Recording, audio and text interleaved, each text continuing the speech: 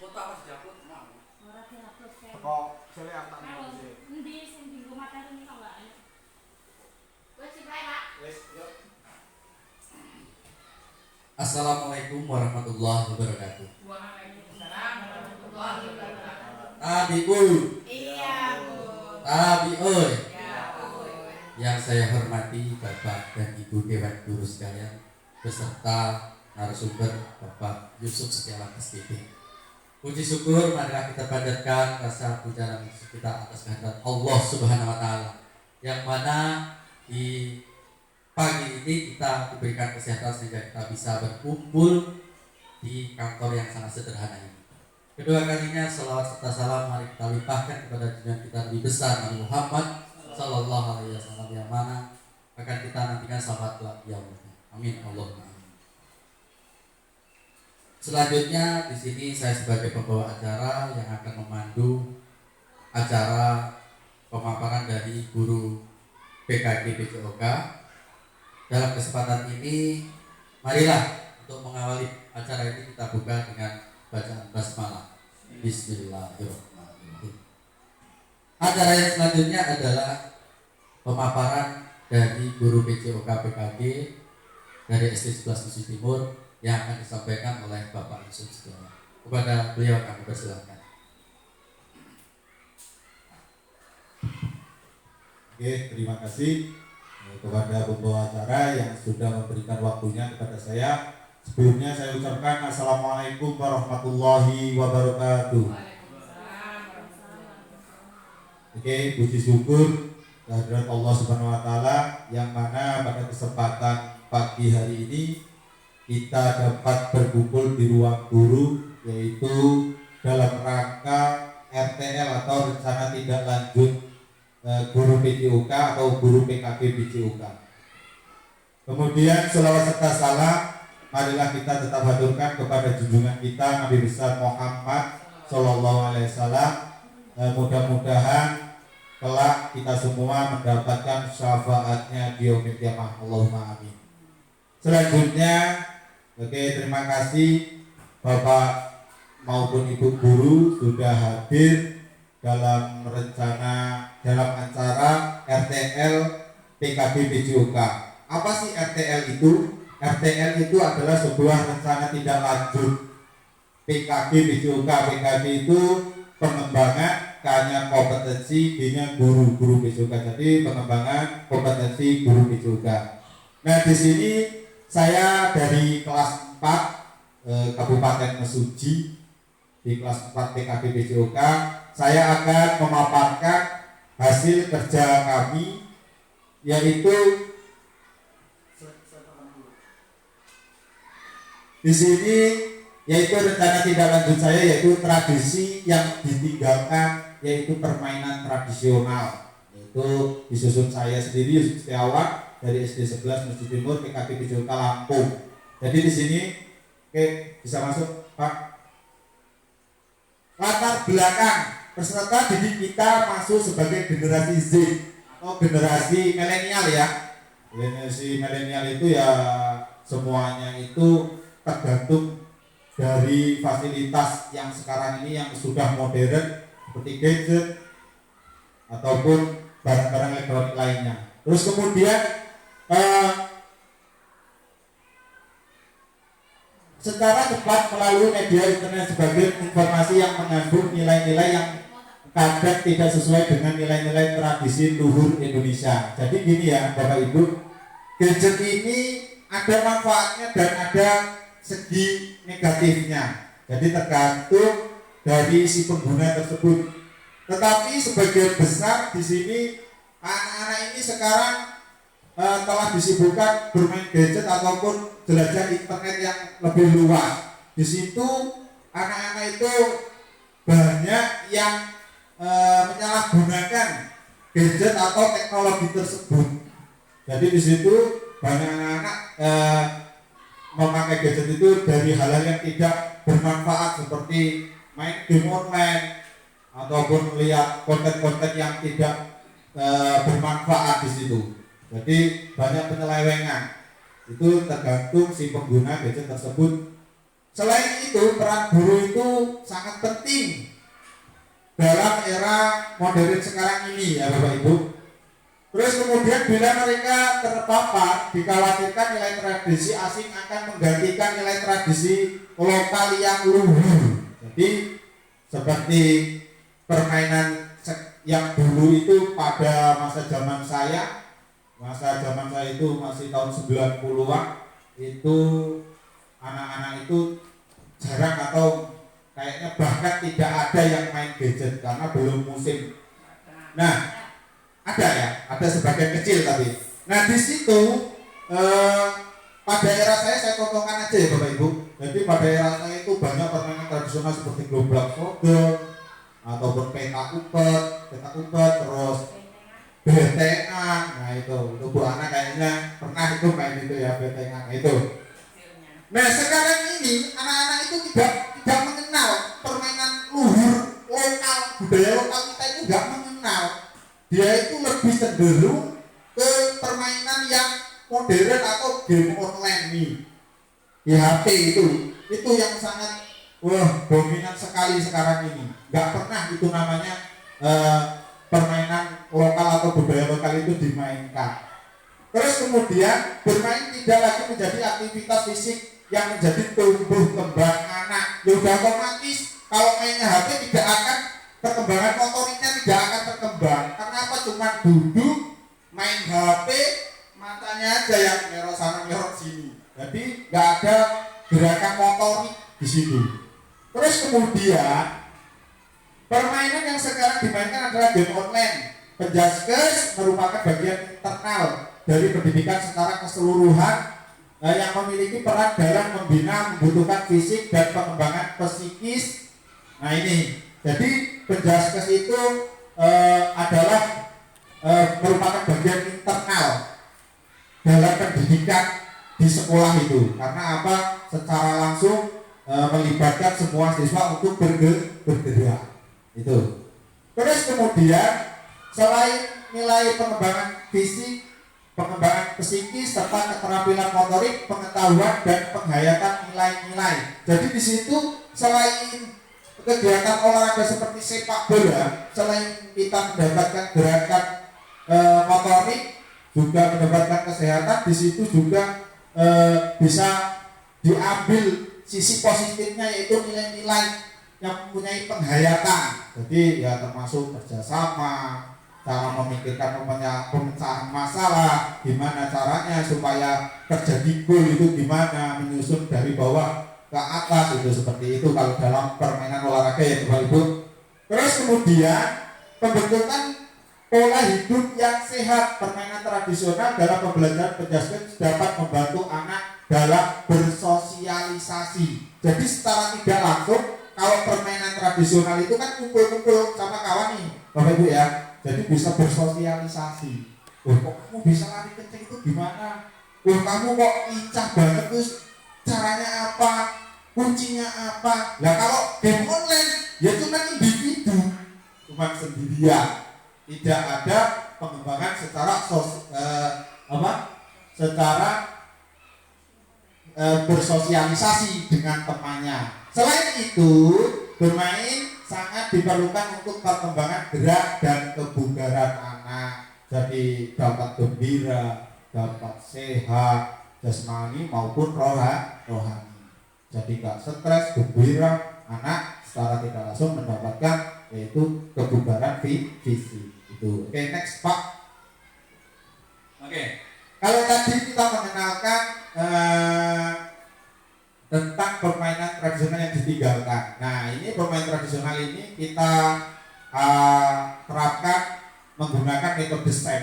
Ini metode SEM atau sport education model dalam PJOK pembelajaran olahraga yang menyenangkan dan efektif. Jadi selain kita dapat sehat juga menyenangkan terus efektif, semua itu terlibat itu. Terus kemudian sport edukasi model adalah sebuah pendekatan pembelajaran pendidikan jasmani olahraga kesehatan PJOK yang dirancang untuk memberikan pengalaman olahraga yang otentik, jadi sesungguhnya real gitu ya. Terus kemudian yang kaya secara edukatif bagi siswa. Model ini berusaha mensimulasikan pengalaman olahraga yang sebenarnya seperti yang terjadi di dalam masyarakat. Jadi ini maksudnya kok yang terjadi di dalam masyarakat itu gimana? Jadi rencana saya nanti dalam perlombaan seperti permainan tradisional atau gerobak sodor atau peta umpet atau bentengan dan lain sebagainya itu nanti saya libatkan itu semua siswa. Jadi guru itu cuma sebagai fasilitator. Jadi panitianya ya dari siswa tersebut, pesertanya dari siswa tersebut, penontonnya pun dari peserta tersebut. Jadi dilibatkan semua itu Bapak Ibu. Kita cuma menjadi fasilitator nih. Ini anak nanti gini gerakannya, caranya pengaturannya permainannya seperti ini. Nah itu contohnya seperti itu ya Bapak Ibu ya. Terus kemudian prinsip dasar SEM, pengalaman olahraga yang otentik, siswa yang terlibat dalam berbagai aktivitas olahraga yang mirip dengan kompetisi olahraga sebenarnya, seperti pembentukan tim, pelatihan, pertandingan dan evaluasi kinerjanya ini Bapak Ibu ya. Jadi pembentukan tim itu yang membentuk nanti bukan kita, tapi siswa tersebut. Jadi ada kepanitiaannya di situ. Jadi siswa membentuk tim, terus menjadwal latihannya, terus kemudian mengevaluasi itu. Terus kemudian peran yang beragam, siswa tidak hanya berperan sebagai atlet, tetapi juga terlibat dalam berbagai peran lain seperti pelatih, wasit, manajer atau serta pendukungnya itu. Jadi semua dari pelatih, wasit, terus manajer tim, pesertanya itu semua dari siswa itu Bapak Ibu ya. Kita cuma memfasilitasi supaya apa? Tujuan STEM ini supaya nanti ketika siswa sudah lulus dia mampu mengadakan kegiatan yang terorganisir, jadi terstruktur. Jadi dia sudah mampu tidak belajar lagi itu. Oke, terus kemudian kompetensi musim, pembelajaran organisir dalam bentuk musim kompetisi di mana siswa mengikuti serangkaian pertandingan secara teratur, fokus pada proses selain hasil akhir. Jadi secara keseluruhan itu fokus pada proses selain hasil akhir. Terus kemudian manfaat penerapan SEM dalam PJUK, yaitu yang pertama motivasi belajar yang tinggi itu sudah tentu, karena apa? Sebelum-sebelumnya kan kalau peserta didik itu cuma sebagai peserta pertandingan, dia tidak ikut serta dalam kepanitiaan gitu. Nah, siswa lebih termotivasi karena merasa terlibat dalam kegiatan yang menyenangkan dan menantang, ya sudah positif. Jadi nanti misalkan kepanitiaan yang buka yaitu siswa sendiri, kasih sambutan ya siswa sendiri itu. Jadi dia lebih tertantang karena kegiatan sebelum-sebelumnya dia cuma sebagai peserta perlombaan itu. Terus kemudian pengembangan keterampilan sosial yang melalui kerjasama dalam tim, siswa belajar berkomunikasi, berkolaborasi dan memecahkan masalah. Jadi apa yang ada masalah di lapangan ya harus dipecahkan oleh siswa tersebut. Terus kemudian peningkatan kebugaran jasmani, aktivitas olahraga yang teratur membantu siswa menjaga kesehatan kebugaran fisik. Itu sudah tentu. Jadi pengalaman dapat, kebugaran fisik juga dapat. Terus kemudian pembentukan karakter. Jadi nanti siswa ini menjadi karakter, pembawa caranya karakternya gimana, pengisi kegiatan itu gimana. Oke. Next Pak. Nah ini tujuan program saya ini ya. Yang pertama menumbuhkan rasa menghormati terhadap keanekaragaman budaya. Jadi tujuan saya RTL saya, rencana tindak lanjut saya ini yang pertama menumbuhkan rasa menghormati terhadap beraneka ragam budaya. Terus yang kedua melestarikan permainan tradisional. Itu jangan sampai, maksud saya itu jangan sampai siswa ini melupakan permainan tradisional itu. Terus kemudian yang ketiga membuat kegiatan aktivitas fisik untuk meningkatkan kebugaran jasmani. Jadi selain permainan tradisional ini dapat meningkatkan kegembiraan, juga dapat meningkatkan aktivitas fisik. Terus biasanya kerjasama rekan sejawat ataupun kelompok. Jadi maksud saya supaya siswa ini terbiasa dengan kerjasama, jangan sampai individu-individu atau masing-masing sendiri-sendiri. Saya seperti itu. Oke, next Pak. Ini pengenalan aktivitas untuk membantu murid dapat terlibat aktif. Jadi semua bisa terlibat aktif. Eksplorasi aktivitas murid secara informasi terkait topik. Jadi topiknya apa? Misalkan sepak bola ya semua harus terkait tentang permainan sepak bola itu. Terus aktivitas murid merancang dan membuat produk sebagai hasil belajar, itu proyeknya.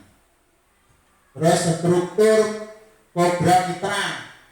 Program yang dibuat merupakan kokurikuler yang menjadi upaya mendalami dan menghayati materi pembelajaran yang dapat melalui kegiatan permainan tradisional seperti gerobak sodor. Jadi bisa menjadi kegiatan selain di jam sekolah itu. Terus kemudian murid yang terlibat kelas 3 dan itu terdiri dari 4 laki-laki dan 4 perempuan. Itu rencana saya seperti itu Bapak Ibu ya. Terus penanggung jawab kepala sekolah. Terus kemudian KBS. Apa sih KBS itu Bapak Ibu? KBS tahu nggak KBS itu apa? Komunitas belajar siswa. Komunitas belajar sekolah ya Bapak ya. Jadi di hari Sabtu ini ya tepat ya, komunitas belajar sekolah kita itu kan PAUD sekolah ya kalau nggak salah namanya. Nah ini, maksud saya kembangkan melalui komunitas ini. Terus kemudian mitra dengan wali kelas. Jadi mitra saya dengan wali kelas, terus sebagai koordinator dengan masing-masing kelas, kepanitiaannya, peserta dan pihak lain yang berasal dari murid itu. Terus next Pak. Nih, kapasitas yang kita miliki. Jadi kalau dalam sekolah itu kan ada nama-nama aset ya Bapak Ibu. Apa saja Bapak Ibu ketahui aset-aset itu?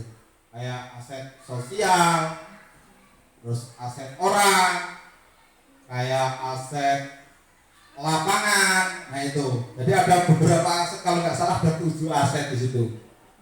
Nih, yang pertama itu aset manusia atau aset kepala sekolah. Jadi yang manusia itu terdiri dari kepala sekolah, guru dan tenaga kependidikan yang profesional. Jadi kalau SD 11 ini alhamdulillah sudah profesional sendiri. Yang belum saya sama Pak Riyadi aja. Doakan aja ya Bapak Ibu ya. Terus kemudian aset manusia lain yaitu murid. Yaitu murid kita berjumlah 119 orang. Itu terdiri dari laki-laki dan perempuan. Masing-masing kelas akan mengirimkan perwakilan sesuai minat bakat untuk menjadi panitia, peserta, wasit, ofisial dan penonton. Jadi nanti di situ Bapak Ibu ngirimnya jangan asal-asal. Misalkan si A basicnya sebagai wasit, nanti ditaruh di penonton kan lucu. Jadi harus sesuai basicnya ataupun kemampuannya ya Bapak Ibu ya. Terus kemudian aset lapangan. Nah, di sini kita memiliki lapangan olahraga yang cukup luas ya Bapak Ibu, bisa dibagi menjadi 2 lapangan, gerobak sodor. Jadi ada di halaman yang sebelah mana itu? Barat atau mana itu sampai sebelah timur nanti masing. Seperti apa? Ya next Pak. Nah, rencana dan evaluasi.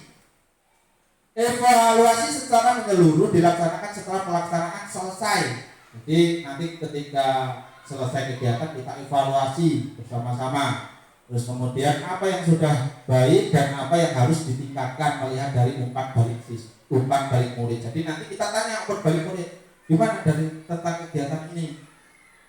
Yang menyenangkan bagaimana, yang membosankan gimana, yang sulit mana, yang mudah gimana. Jadi seperti itu Bapak Ibu ya. Terus kemudian mendokumentasikan proses kegiatan saat bermain murid berupa video ataupun foto. Jadi pada kegiatan itu harus didokumentasikan. Terus kemudian mencatat hasil pengamatan tentang kebiasaan bekerja sama dalam tim. Jadi nanti kita catat nih kebiasaan siswa tentang kerjasama tim itu seperti apa atau berupa apa. Tuh. Terus kemudian untuk mengukur tingkat kebugaran jasmani menggunakan TKJI itu berupa kuesioner atau wawancara. Ya next Pak.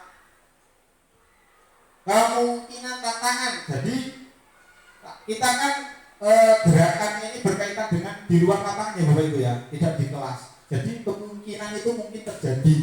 Itu betul seperti cuaca hujan atau panas yang luar biasa.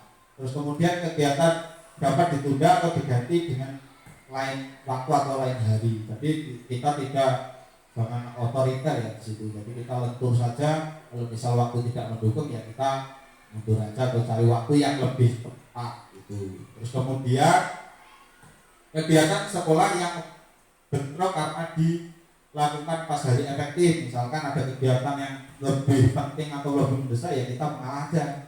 Terus kemudian evaluasi dan umpan balik, memberikan evaluasi yang efektif dan memberikan umpan balik yang konstruktif kepada setiap peserta. Oke, next Pak. Nih, timeline-nya apa? Yaitu dilaksanakan sesuai jam pembelajaran PJOK. Jadi insya Allah enggak mengganggu kegiatan belajar di kelas seperti materi yang lain itu. Next. Oke, thank you. Oke, Bapak Ibu, mungkin itu saja yang dapat saya sampaikan dari perolehan ilmu yang saya dapat dari kegiatan PKB PJOK. Mungkin ada kelirunya atau ada kurangnya melalui KBS atau komunitas belajar sekolah ini kita dapat saling membantu di mana guru yang kurang kita bantu sama-sama supaya SD 11 ini bisa berkembang, maju, pusat, bisa bersaing dengan sekolah lain ya Bapak Ibu, yaitu tujuannya atau harapan saya. Di sini saya tidak menggurui atau seperti apa, cuma yang saya dapat saya tularkan ke Bapak Ibu, itu aja ya. Mungkin itu aja ya Bapak Ibu. Selanjutnya nanti dilakukan sesi tanya jawab. Oke, terima kasih. Ya, terima kasih. Kita kasih aplaus buat moderator kita pada hari ini. Semoga materi yang disampaikan beliau itu akan mudah kita serap dan kira-kira apa yang menjadi kecenderungan kita nanti kita akan tanya jawab. Nah, selanjutnya adalah yang acara selanjutnya adalah yang keempat, sesi tanya jawab bagi Bapak Ibu Dewan Guru yang ingin bertanya kepada moderator kita pada pagi ini. Kepada Bapak Ibu kami persilahkan. Kita kasih batasan berapa Pak? 3 atau 2 pertanyaan? 3 pertanyaan. Kepada Bapak Ibu Dewan Guru kami persilahkan. Ya, kepada Saudara Bu Ita.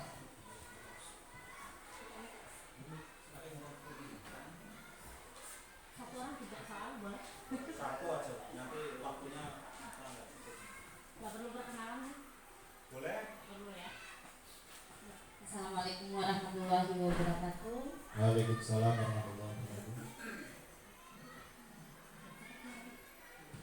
Baik Bapak, kepada Pak Yusuf terima kasih yang sudah memberikan materi ini tadi. Ada materi yang mengenai tentang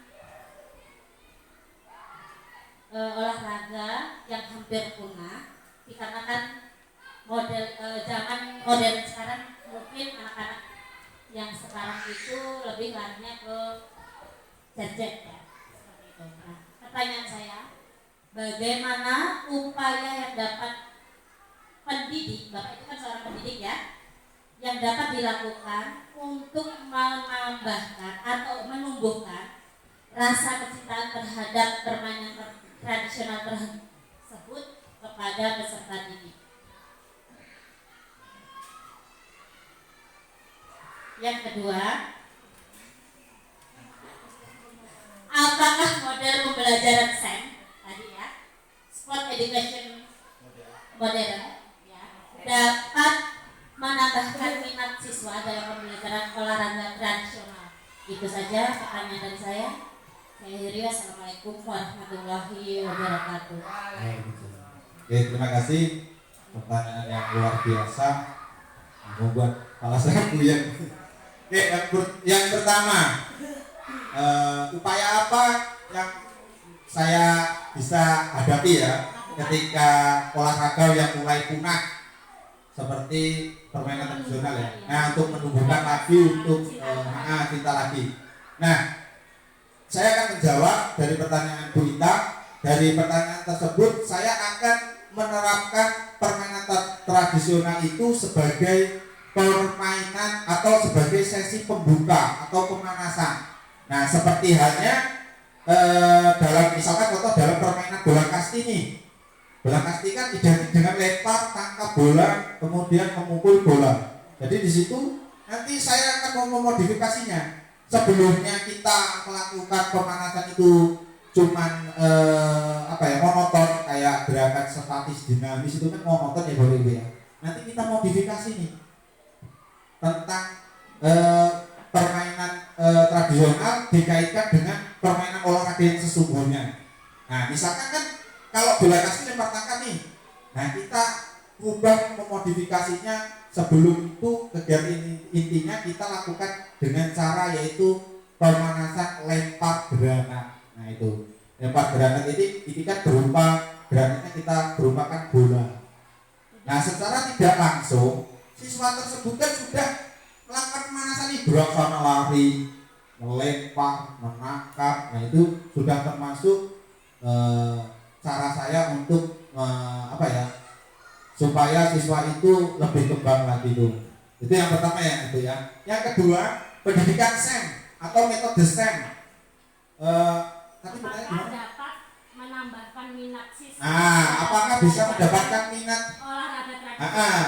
bakat kepada siswa untuk melakukan dalam permainan tradisional dalam pendidikan SEM? Ya bisa Bu, karena apa? Sebelumnya kan kita kalau dalam permainan olahraga kayak kelas meeting nih, kelas meeting panitianya kan cuma saya sendiri kan kadang, saya panitianya dari Bapak Ibu, itu siswa cuma sebagai peserta dan penonton. Jadi dari pendidikan SEM ini kita modifikasi. Nah siswa ini terlibat semua utuh. Ada yang sebagai wasit, ada yang sebagai kepanitiaan, ada yang sebagai penonton, ada yang sebagai nanti memberikan sambutan sebagai guru olahraga ataupun sebagai kepala sekolah. Nah di situ kita libatkan. Nah secara tidak langsung siswa itu akan tertantang Bu, akan tertantang. Kayak gini, gimana sih rasanya kayak jadi Pak Yusuf jadi wasit, nah gitu kan. Jadi nanti siswa itu akan terbangun di situ. Itu mungkin itu aja yang dapat saya sampaikan ya Bu Ita ya. Gimana, sudah puas belum? Sudah cukup belum tentang jawaban saya? Sudah ya Bapak Ibu ya. Oke. Terima kasih. Silakan yang lain. Masih satu lagi Pak ya? Masih satu pertanyaan lagi. Silakan kepada Bapak Ibu guru. Satu pertanyaan. Sudah cukup. Cukup? Sudah Pak Supri ya? Oke. Terima kasih. Kalau sudah puas semua, kalau nggak puas ya saya bukan sebagai pemuas ya Bapak Ibu ya. Saya cuma di sini memaparkan yang saya dapat dari pendidikan TKB BJUK itu. Jadi kurang lebihnya saya mohon maaf ya Bapak Ibu, kita sama-sama belajar di sini, nggak ada kita mengintegrasi atau gimana. Ini tujuannya ya kita supaya maju bersama-sama itu ya Bapak Ibu ya. Oke, mungkin itu aja yang dapat saya sampaikan. Kurang lebihnya saya mohon maaf. Saya ini wassalamualaikum warahmatullahi wabarakatuh. Terima kasih, semoga kegiatan di pagi hari ini bisa bermanfaat untuk diri kita semua dan demi kemajuan untuk sekolah kita. Di ujung acara ini, mari kita akhiri acara ini dengan doa. Marilah kita sejenak untuk berdoa agar acara ini diberkahi dan dirahmati dan bermanfaat kita. Berdoa mulai. Berdoa selesai. Saya di sini sebagai pembawa acara, apabila ada kurang dan lebihnya saya mohon maaf sebesar-besarnya, dan kepada Allah saya mohon ampun. Saya akhiri, assalamualaikum warahmatullahi wabarakatuh.